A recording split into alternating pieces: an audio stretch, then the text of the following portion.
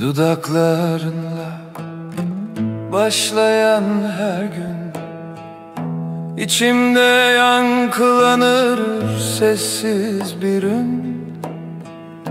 Göz göze geldiğimiz anlarda dünya durur, kalbim çarpar her gün.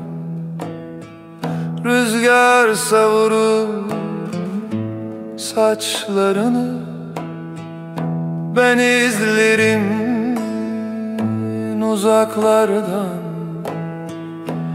Bir bakışın yeter bana, aşkın düşer içime sabahlardan.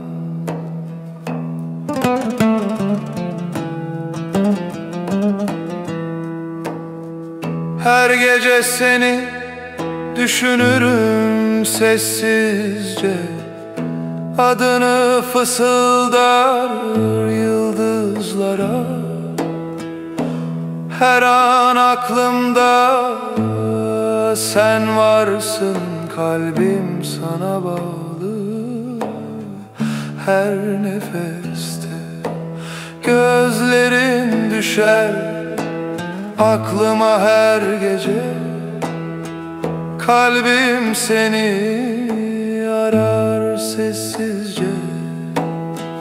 Yollar uzun, şehirler uzak, ama aşkın içimde hep canlı.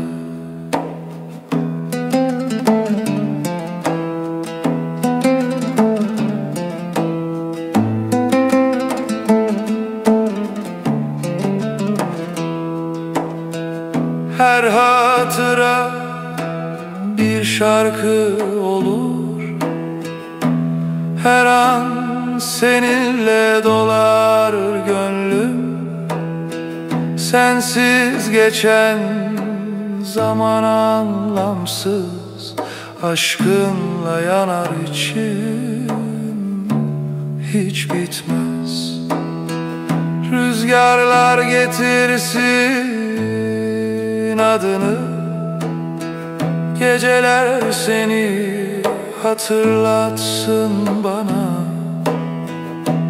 Kalbim hep seni arar, aşkınla yanar durmaz hiç bitmez.